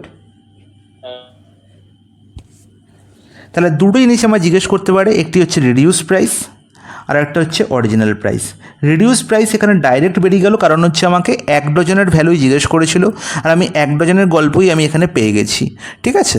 এখানে যদি বলতো যে 1 ডজনের জায়গায় 5 ডজন বা 4 ডজন, তখন আমায় কী করতে হতো না, ভাগ করতে হতো। যে 10 টাকা দিলে আমি আরও 4 ডজন পাচ্ছি, তাহলে প্রতি ডজনের ভ্যালু কত না, 10/4। যেহেতু এখানে 1 ডজন বেশি চাইছি, আর 1 ডজনেরই আমাকে রিডিউস প্রাইস জানতে চেয়েছি, তাই আমি ডাইরেক্ট বললাম যে reduce price per dozen is ₹10। ওকে, এবার যদি আমাকে বলতো যে অরিজিনাল প্রাইস কত, তাহলে অরিজিনাল প্রাইস কত ছিল না, 12.5 টাকা। প্রত্যেকে বুঝতে পেরেছে? কারো কোনো ডাউট আছে? ডাউট নেই তো কারো কোনো? নেক্সট প্রশ্ন। A train runs for 2 hours at a speed of 35 km/h. It runs for 3.5 hours at the speed of 60 km/h and then run for 2.5 hours at the speed of 70 km/h. Find the average speed of the train. আমরা সবাই জানি যে average speed, অ্যাভারেজের গল্প আমি তোমাদের খুব ভালো করে বুঝিয়েছি যে অ্যাভারেজ স্পিড আলটিমেট কিছুই নয়। Average speed is equal to total distance covered by total time taken. এই হচ্ছে মেন জিনিস। এটুকু বুঝলে অ্যাভারেজ স্পিড নির্ণয় করতে আমার কোনো অসুবিধা হওয়ার কথা নয়। তাহলে টোটাল ডিস্টেন্স কভার, কত ডিস্টেন্স টোটাল কভার করছি? প্রথম 2 ঘন্টা গেছি আমি 3.5 কিলোমিটার স্পিডে, 35 km/h স্পিডে। তাহলে 2 ঘন্টা 35 km/h স্পিডে গেলে এদের গুণ করলেই আমি কী পেয়ে যাবো, ডিস্টেন্স পেয়ে যাবো। কারণ ডিস্টেন্স সমান কি, স্পিড ইন্টু টাইম। তাহলে 35 × 2 মানে 70 কিলোমিটার প্রথম 2 ঘন্টায় গেছি। তারপরে কত গেলাম না 3.5 আওয়ার্স গেছি 60 কিমি পার আওয়ার বেগে, আর 3.5কে আমি কি লিখতে পারি 7/2, তাহলে 7/2 মানে 2 আর 60 কাটাকুটি হয়ে পড়ে থাকবে 30, 30 ইন্টু 7 করলে হবে 210, তাহলে 210 কিলোমিটার গেলাম পরে 3.5 ঘন্টায়। আর 2.5 ঘন্টাকে আমরা কি লিখতে পারি 5/2, এই 5/2 ইন্টু 70 করলে কত পাবো, 5/2 ইন্টু 70 করলে আমি 35 ইন্টু 5, আর 35 ইন্টু 5 করলে হবে 175 কিলোমিটার। তাহলে এই হচ্ছে total distance covered by total time taken. Total time আমি দেখতেই পাচ্ছি 2 ঘন্টা গেছি, তারপর 3.5 ঘন্টা, 2.5 ঘন্টা, 3.5 আর 2.5 মানে হচ্ছে 6, 2, 8, তার টোটাল 8 ঘন্টা আমি গেছি। তাহলে 70 প্লাস 210 প্লাস 175, আর 70 প্লাস 210 মানে 200, এখানে আছে 100, 240, 245, 245 মানে হচ্ছে 455, 455/8, আর 455/8 করলে আমি বুঝতে পারছি যে কোনোভাবেই ফ্র্যাকশন ছাড়া কোনো গল্প নেই, তার মানে অপশান ডি হয়ে যাবে কারেক্ট আনসার। বোঝা গেছে? Any doubt?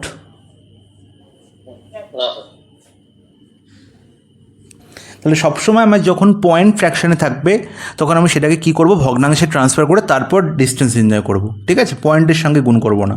যদি পয়েন্ট কাটাকুটি না যায় তখন আমি পয়েন্ট হিসেবে গুণ করব। আরও একটি অসাধারণ প্রশ্ন, x has monthly income of ₹25,000, খুব ভালো কথা। হি spends 10% on education, 20% of the remaining income is spend on housing. আচ্ছা, এবার একটা কথা বলি, আমি তোমাদের ভোটের অঙ্ক করেছিলাম, ভোট বা ইলেকশন, সেখানে আমি কি বলেছিলাম, সবসময় নেগেটিভ জিনিসকে আমরা কি করব, নেগেটিভ জিনিসকে আমরা আউট করে দেবো, নেগেটিভকে আউট করে আমি পজিটিভ কথা ভাববো, পজিটিভ কথা ভাববো, ঠিক আছে? সিমিলারলি এখানেও কিন্তু একই জিনিস অ্যাপ্লাই হবে, আমাকে পজিটিভ দিক দেখতে হবে। এক্স হ্যাজ মান্থলি ইনকাম, কত মান্থলি ইনকাম তার 25,000 তার মান্থলি ইনকাম, সেখান থেকে সে 10% সে এডুকেশনের জন্য স্পেন্ড করেছে, মানে খরচ করে, মানে নেগেটিভ কথা। তাহলে 10% যদি খরচ করে দেয় তাহলে পড়ে থাকে কত, 90%, তাহলে 25,000 টাকার মধ্যে তার 90% মানে 9/10 এখনও পড়ে আছে। এবার কি করলো না, রিমেনিং হচ্ছে এই সংখ্যাটা, রিমেনিং কি না 25,000 ইন্টু 9/10, এর মধ্যে 20% সে কী করলো না হাউজিংয়ের জন্য স্পেন্ড করলো, তাহলে 20% সে স্পেন্ড করে ফেলেছে, তাহলে বাকি পড়ে আছে কত 80%, আর 20% মানে আমরা জানি কত 1/5, 1/5 থেকে 1 বেরিয়ে গেলে, 5 থেকে 1 বেরিয়ে গেলে পড়ে থাকে কত 4, তার মানে 4/5 এখনও পড়ে আছে। তাহলে এখন হাউজিংকে দেওয়ার পরে এত টাকা তার পকেটে পড়ে আছে। বললো 15% of the remaining income is deposited in savings scheme, savings স্কিমের জন্য 15% খরচা হয়ে গেল। 15%-এর ফ্র্যাকশন ভ্যালু কত আমরা সবাই জানি, 15%-এর ফ্র্যাকশন ভ্যালু হচ্ছে 3/20, 3/20 মানে 20-তে 3 খরচা হয়ে গেছে, পড়ে আছে কত 17, তাহলে 17/20 এখনও পড়ে আছে। তাহলে এই যে পড়ে আছে সেটাই হচ্ছে রেস্ট ইনকাম, যেটা সে স্পেন্ড করেছে কিসে না food and clothes, food and ক্লথসে স্পেন্ড করেছে, তার মানে এই পুরো টাকাটাই সে স্পেন্ড করেছে কত, ফুড অ্যান্ড ক্লথসে। তাহলে এটাই হচ্ছে ফুড অ্যান্ড ক্লথসের জন্য খরচ। তাহলে কাটাকুটি করে ফেলি, দেখো 10, 5 আর 20, এখান থেকে দুটো শূন্য কেটে উড়িয়ে দাও, আর এই 5 আর 2 গুণ করে আর একটা শূন্য তৈরি হবে, তার জন্য এই শূন্যকে কেটে উড়িয়ে দাও। 25 আর 4 গুণ করলে হয় 100, 17, 9 গুণ করলে কত হয়, 17 আর 9 গুণ করলে 153, তার মানে 15300 হয়ে যাবে তার এখনও পকেটে পড়ে থাকা অ্যামাউন্ট, যেটা সে খরচ করবে ফুডস অ্যান্ড ক্লথিংয়ের জন্য। তাহলে বলেছে how much percentage of income does he spend on food and clothes, তাহলে এই যে টাকাটা সেটা পুরো টাকার কত পার্সেন্ট সেটা নির্ণয় করতে হবে। পুরো টাকা কত, 25,000, তাহলে 15300 বাই 25,000 ইন্টু 100 করলেই আমার গল্প শেষ। আর আমি খুব বড়োভাবে দেখতে পাচ্ছি যে 153 আছে, তার মানে এখানে তো কাটাকুটি যাচ্ছে, দুটো শূন্য, এখানে একটা শূন্য কাটাকুটি যাচ্ছে, ঠিক আছে? আমি একটা শূন্য কাটাকুটি করতে পারি বা 25 দিয়েও কাটাকুটি করতে পারি, 25 4 হচ্ছে 100, এখানে 10 রেখে দাও, তাহলে 4 দিয়ে গুণ করলে আমি দেখতে পাচ্ছি এখানে না 612 হবে, আর 612/10 মানে 61.2, দ্যাট ইজ অপশান বি হয়ে যাবে কারেক্ট আনসার। বোঝা গেল এই ধরনের প্রশ্ন কত সহজে কত তাড়াতাড়ি করব। কারোর কোনো ডাউট আছে বা কেউ আমার থেকে অন্যরকমভাবে কিছু ভাবছে?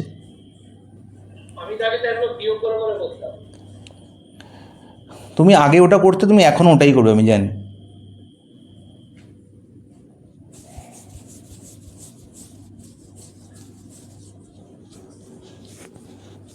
এখন আর করবো নি গো, তুমি না জানা।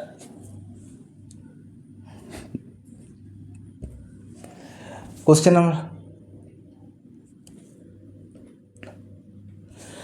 নাম্বার 17 কি বলা হয়েছে? Ajay is as much younger to Vijay as he is older to Tarun. এর মানে কি? এই লাইনটার মানে যে বুঝতে পারবে তার লাইফে কোনো সমস্যা নেই, ঠিক আছে? তার মানে বলেছে অজয় হচ্ছে বিজয়ের থেকে যত বড়, তাই কি? Ajay is as much younger, younger মানে ছোট। অজয় বিজয়ের থেকে যত ছোট, তরুণ আবার অজয়ের থেকে ততটাই বড়, তাই কি? আরে বলো কার, আমি এটা বলছি সেটা ঠিক না ভুল? না একদম নয়, আমি ভুল বলছি, চুপচাপ থাকো। এই কথাটার মানে হচ্ছে বিজয় আর তরুণের মধ্যে অজয় অবস্থিত, এইটুকু জিনিস বুঝবো, এত কিছু বুঝবো না, ঠিক আছে? এর থেকে বড় এর থেকে ছোটো এসব করতে গেলে জীবন শেষ। যখনই বলবে Ajay is as much younger to Vijay as he is older to Tarun, এর মানে হচ্ছে অজয়ের বয়স হচ্ছে বিজয় আর তরুণের মাঝামাঝি। এবার দেখো, ব্যাপারটা বোঝার চেষ্টা করো। অজয় বিজয়ের থেকে যতটা ছোট, মানে এদের মধ্যে যার বয়সের গ্যাপ ধরলাম এন গ্যাপ, এবং ততটাই গ্যাপ হচ্ছে অজয় আর তরুণের মধ্যে, এখানেও হচ্ছে এন গ্যাপ, ঠিক আছে? তার মানে অজয়ের বয়স যদি আমি এ দিয়ে ডিনোট করি, তাহলে বলবো বিজয়ের বয়স কত? এ প্লাস এন, তাই তো? আর তরুণের বয়স কত? A minus N. Is it clear? এটুকু পরিষ্কার সবার? এবার কি বলা হলো? If the total of the ages of Vijay and Tarun is 48 years, তাহলে বিজয় আর অরুণের টোটাল বয়স বলা হয়েছে 48। তার মানে এ plus N plus A minus N is equal to হচ্ছে 48। আর যখনই যোগ করবো দেখো plus N minus S cancel out হয়ে যাবে, তার মানে 2 ইন্টু এ ইজিক্যাল টু 48। তার মানে এর ভ্যালু কত বেরোবে না 24, এর ভ্যালু কত বেরোবে 24। আর এই যে কাজটা করলাম, এই কাজটা করারও কোনো দরকার ছিল না, ঠিক আছে? কারণ তোমরা অ্যাভারেজ খুব ভালো করে শিখেছো আমার কাছে। তোমরা বলবে আলটিমেট আলটিমেট সেই সংখ্যাটা কি না, যেটা হচ্ছে বিজয় আর তরুণের বয়সের অ্যাভারেজ, তাই তো? অ্যাভারেজ হলেই তো এই গল্প হয় যে এদের মধ্যেখানে গ্যাপ সমান হয়, হ্যাঁ কি না? অ্যাভারেজ মানে তো আমি এটাই শিখেছি যে গ্যাপ সমান, তাই তো? মাঝামাঝি সংখ্যাই তো সবসময় কী হয়? অ্যাভারেজ হয়। তাহলে অজয় হচ্ছে বিজয় আর তরুণের মাঝামাঝি, তার মানে বিজয় আর তরুণের অ্যাভারেজ বয়সই হচ্ছে অজয়ের বয়সের সঙ্গে সমান। তাহলে total sum of the age বলা হয়েছে 48, তাহলে অ্যাভারেজ কত? 48/2, দ্যাট ইজ 24।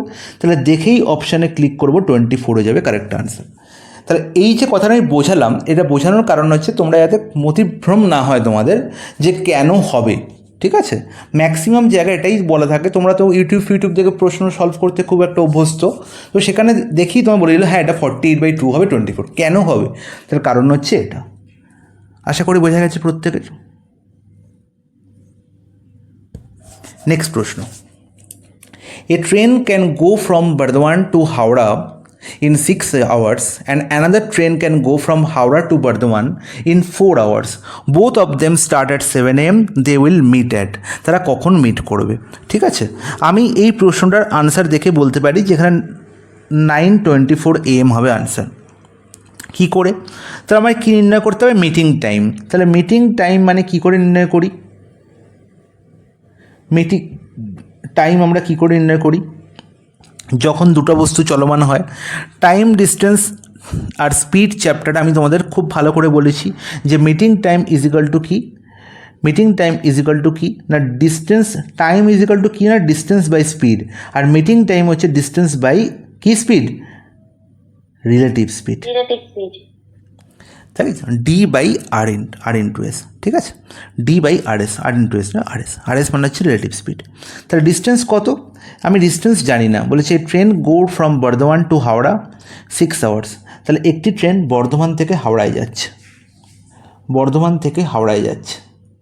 আর আরেকটি ট্রেন হাওড়া থেকে বর্ধমানে আসছে।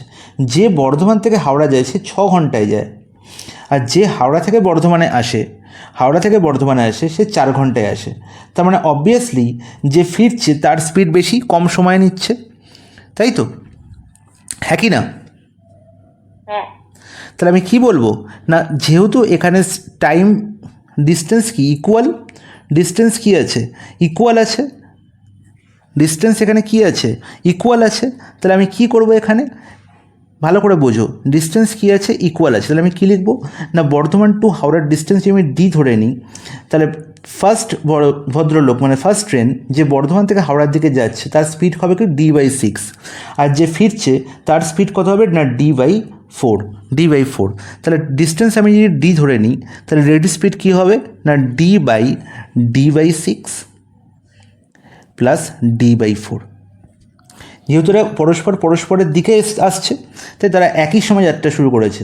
একজন বর্ধমান থেকে যাত্রা শুরু করেছে, একজন হাওড়া থেকে যাত্রা শুরু করেছে, পরস্পর বিপরীত দিকে আসছে। 7টার সময় দুজনেই যাত্রা শুরু করেছে।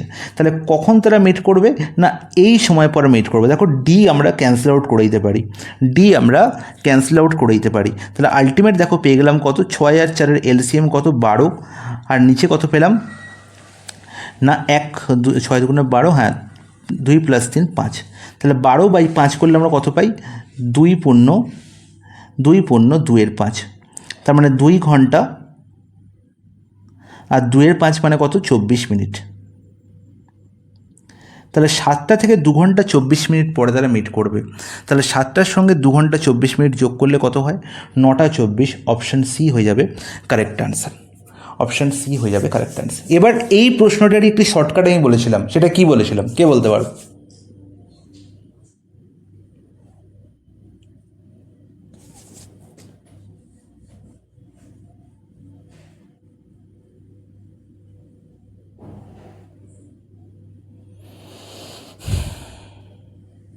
বলো।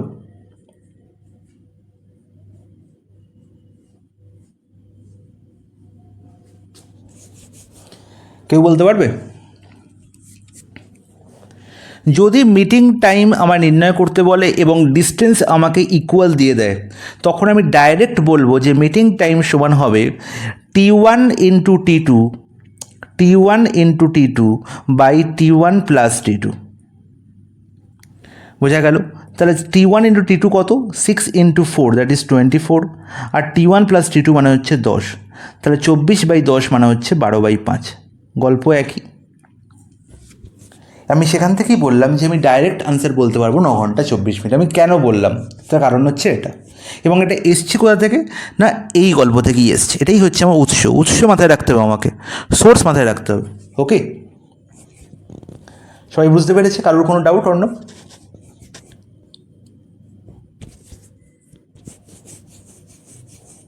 Okay sir. বাকিদের কোনো কারোর বুঝতে অসুবিধা আছে? নেক্সট প্রশ্ন।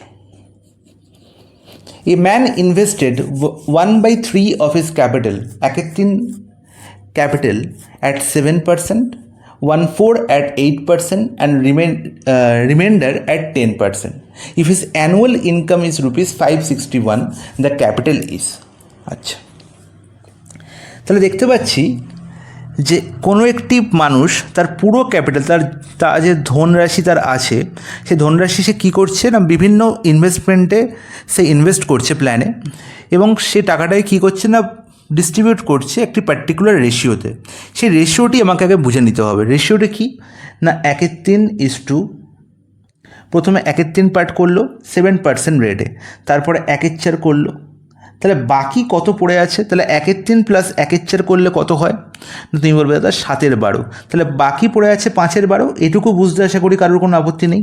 তাহলে তার পুরো ধনরাশিকে সে এই 1/3 = 1/4 = 5/12 এই রেশিওতে ভাগ করে দিয়েছে। যাদের বুঝতে অসুবিধা আছে যে 5/12 কী করে হলো, সে এরমভাবে ভাববে যে টোটাল ধনরাশি যদি 1 হয়, তাহলে 1 থেকে 1/3 আর 1/4 অলরেডি তার কী হয়ে গেছে ইনভেস্ট হয়ে গেছে, তাহলে বাকি কত পড়ে আছে না 1 - 1/3 + 1/4।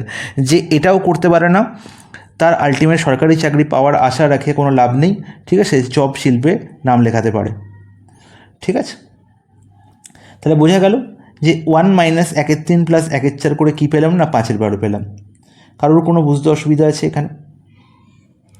তার পুরো ক্যাপিটাল আলটিমেট আমি ভাগ করে দিচ্ছি 1/3:1/4:5/12-তে। তাহলে আমি যদি বলে দিই ঘটনাটা এরকম যে তার টোটাল ক্যাপিটাল আমি ধরলাম 120। কারোর কি কোনো অসুবিধা হবে? বা 120-র জায়গায় আমি যদি আর একটা শূন্য বাড়িয়ে দিই, 1200 লিখে দিই, তাহলে আরও সুবিধা হবে।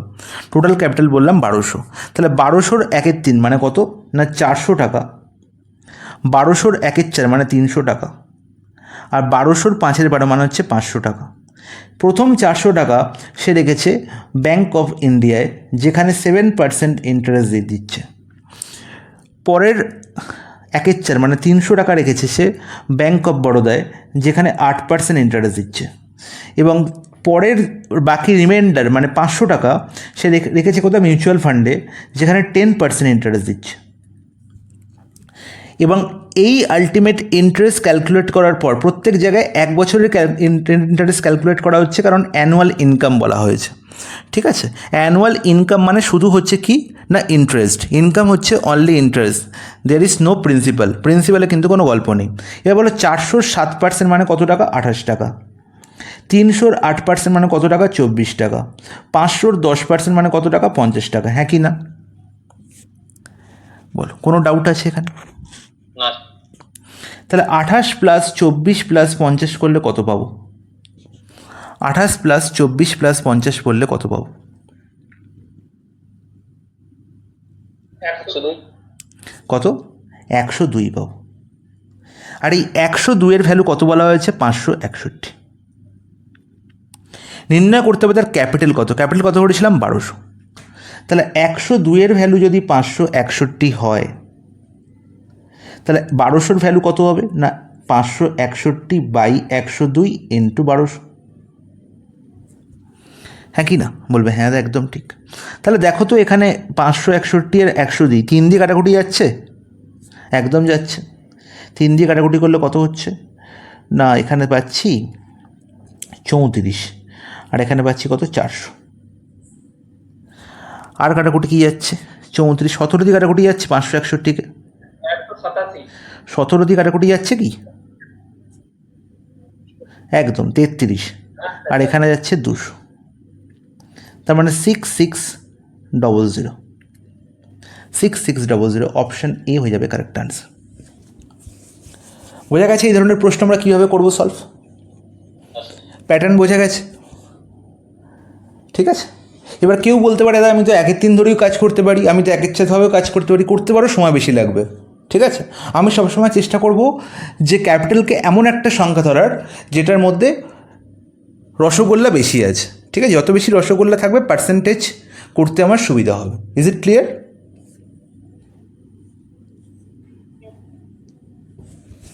আচ্ছা, 20 নম্বর প্রশ্ন তোমাদের হোমওয়ার্ক রইল, কারণ এই প্রশ্নের সলিউশন আমি একটু আগে অনেকবারই করিয়েছি।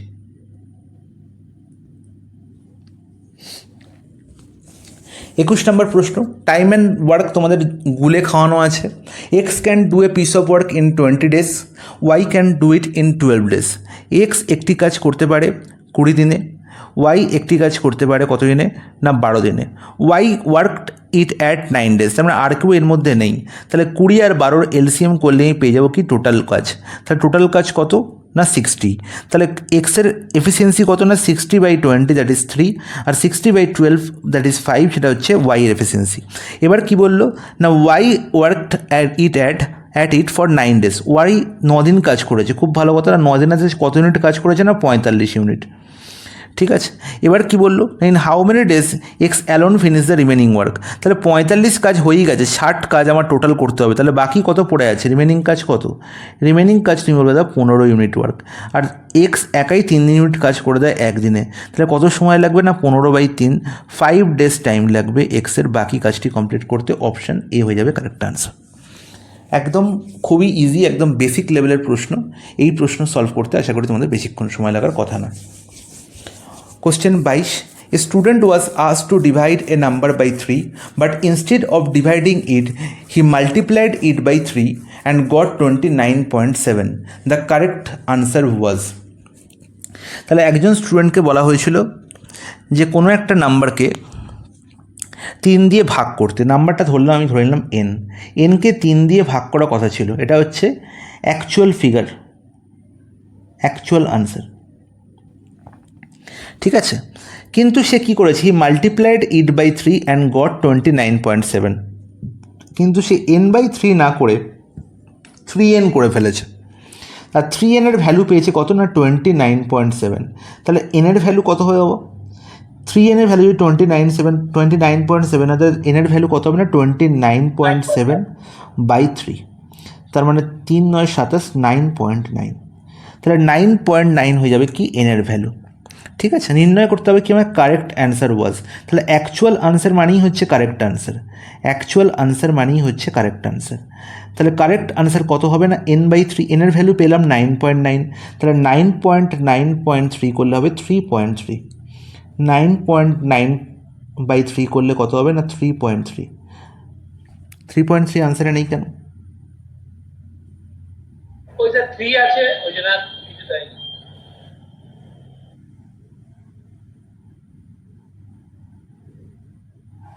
আচ্ছা, এখানে 3.3 লিখে পেল, অপশান বি। ঠিক আছে, বোঝা গেল প্রত্যেকের? তাহলে এই ধরনের প্রশ্ন আমার পরীক্ষায় থাকে। হ্যাঁ, 23 খুবই মজাদার প্রশ্ন। ঠিক আছে, অর্ণব বলেছে দেখি অ্যান্সার বলতে পারবে। আচ্ছা, এই ধরনের হ্যাঁ, অর্ণব বলছে 99 হবে এর আনসার। আমি বলবো হ্যাঁ একদম অর্ণব ঠিক বলেছে, কিন্তু বুঝবো কী করে? বোঝার একটা খুব সুন্দর আছে, এই অঙ্কটি অ্যাকচুয়াল সলিউশন করতে গেলে কিন্তু সময় সাপেক্ষ ব্যাপার। ঠিক আছে, যেটা আমায় করতে হবে সেটা হচ্ছে আমি দেখব যে এই 99কে কি 5 দিয়ে গুণ করলে 495 হয়। তুমি বলবে হ্যাঁ দা একদম হয়, আর সেই 5ই কি আমি এখানে দেখতে পাচ্ছি, একদম তাই দেখতে পাচ্ছি।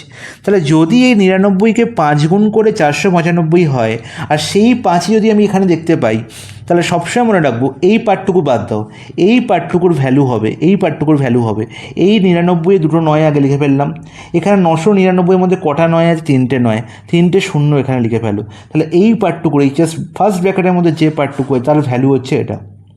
ঠিক আছে, এবার এর সঙ্গে 1/1000 গুণ করতে হচ্ছে, তাহলে 3টে 0 অমিট হয়ে গেল, পড়ে রইল কত 99। কারণটা বোঝা গেল, কেন কারণ হবে, কীভাবে মনে রাখবো বোঝা গেল। অর্ণব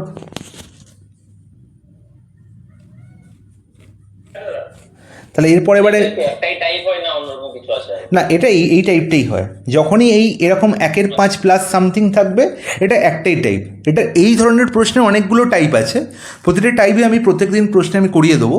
ঠিক আছে, মানে এই যে টাইপটা এগুলো হচ্ছে অ্যাকচুয়ালি অঙ্ক নয়, এগুলো তোমাদের ওই মানে অনেকটা মনে রাখার বিষয়। ঠিক আছে, ছেলে খেলা টাইপের অঙ্ক, যেন এইসব অঙ্ক এসএসসিতে দেয় না। ঠিক আছে, তো এটা এই অঙ্কগুলো সাধারণত পিএসসি দিয়ে ফলো করে, যেখানে ঘাবলা বেশি হয়।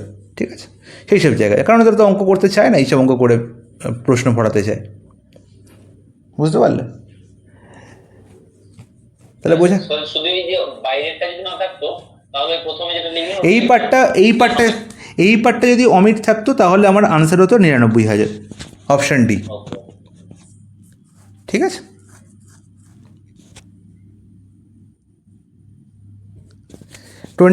in what proportion must water be added to spirit to gain 20% by selling it at the cost price?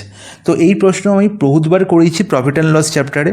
আমি বলেছি যে যখনই কোনো বিক্রেতা কস্ট প্রাইসে কোনো জিনিস বিক্রি করবে, সে যে পরিমাণ ইম্পিউরিটি